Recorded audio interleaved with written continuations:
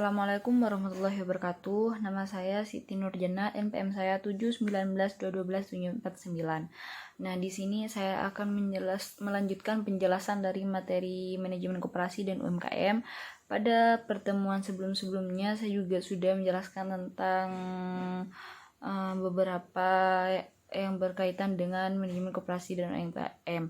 Pada pertemuan pertama saya menjelaskan apa sih koperasi, dan pertemuan kedua saya juga sudah menjelaskan tentang sistem ekonomi koperasi. Pertemuan ketiga menjelaskan tentang pengukuran kinerja dan pengawasan koperasi. Pertemuan keempat menjelaskan tentang pembangunan koperasi dan perundang-undangan.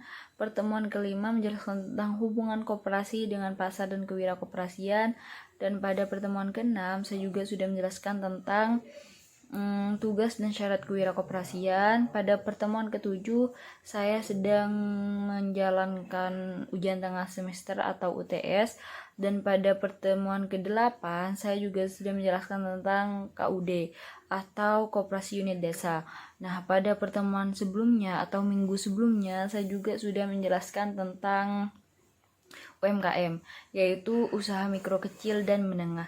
Nah, pada pertemuan kali ini saya juga akan menjelaskan tentang permasalahan dan kebijakan UMKM. Nah, permasalahan UMKM secara umum itu ada 5. Yang pertama itu tentang permasalahan kesulitan pemasaran. Yang kedua itu tentang permasalahan finansial atau modal. Yang ketiga itu permasalahan SDM. Yang keempat itu permasalahan bahan baku, dan yang terakhir itu adalah permasalahan teknologi. Nah, dalam permasalahan kesulitan itu yaitu permasalahan UMKM, yaitu dalam pemasaran itu tidak memiliki perizinan. Nah, untuk mengembangkan usaha kita harus menjadi lebih besar lagi, maka sudah waktunya untuk mengurus izin resmi untuk usaha kita. Nah, kepemilikan badan hukum yang jelas hanya dimiliki oleh segelintir pelaku UMKM. Nah, mayoritasnya UMKM juga mengalami tantangan di bidang pengetahuan mengenai aspek legalitas dan perizinan, termasuk persyaratan sampai dengan bagaimana proses yang ditempuh dalam proses pengurusannya. Nah, solusinya yaitu adalah setiap UMKM sebaiknya memiliki surat izin usaha perdagangan atau IUP yang diterbitkan berdasarkan domisili usaha. Nah, permasalahan finansial atau modal yaitu adalah permasalahan UMKM yang paling sering ditemui adalah mengenai tentang modal yang terbatas. Nah, para pelaku UMKM mungkin saja memiliki banyak ide bisnis untuk mengembangkan usahanya, namun harus terhenti karena tidak adanya modal tambahan. Jika ditelusuri ke belakang, banyak pelaku UMKM yang kesulitan dikarenakan tidak mendapatkan modal tambahan dari lembaga keuangan dan banyaknya persyaratan yang belum terpenuhi.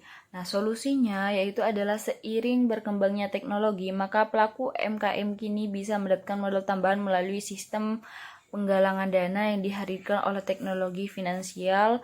Penggalangan dana ini dikenal dengan istilah crowdfunding dan juga bisa sekarang itu kan musimnya kayak pinjaman secara online itu kan ada, jadi bisa minjamkan secara online.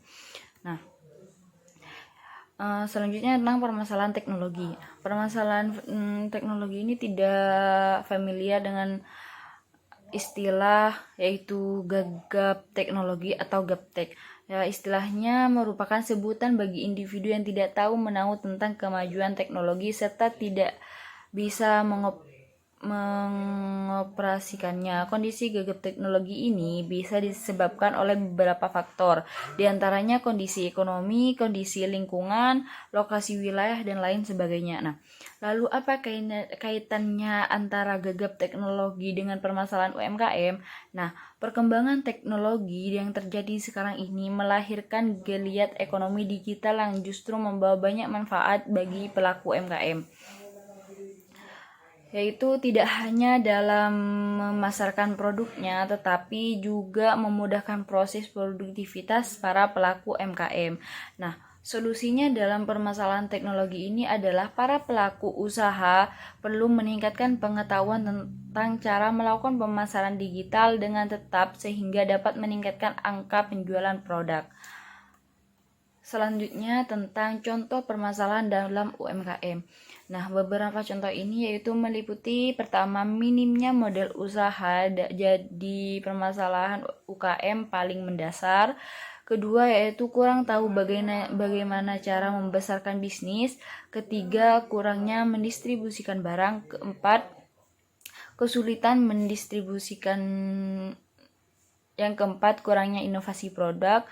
Yang kelima, belum memaksimalkan pemasaran online. Keenam, tidak adanya branding adalah permasalahan UKM yang cukup serius. Ketujuh, tidak melakukan program loyalitas pelanggan.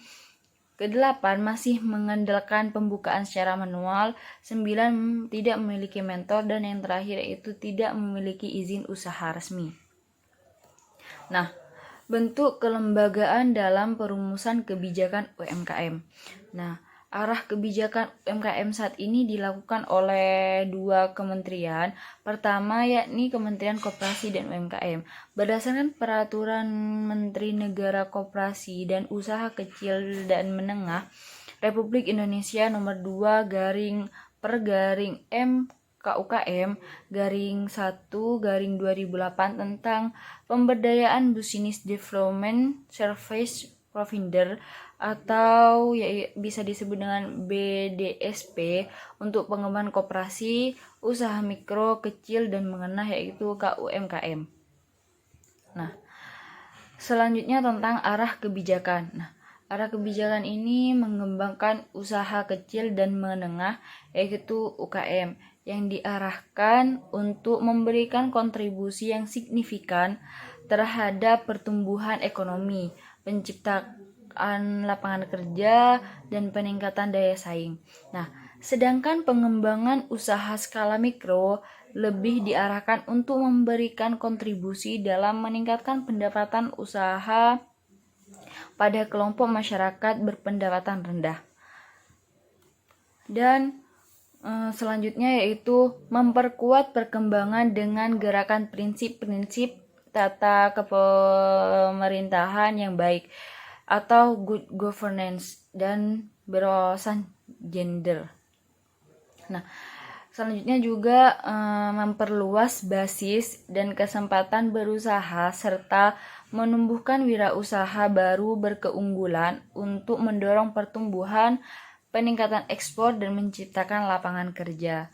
Mungkin hanya itu yang dapat saya sampaikan, kurang lebihnya mohon maaf dan see you di next video. Wassalamualaikum warahmatullahi wabarakatuh.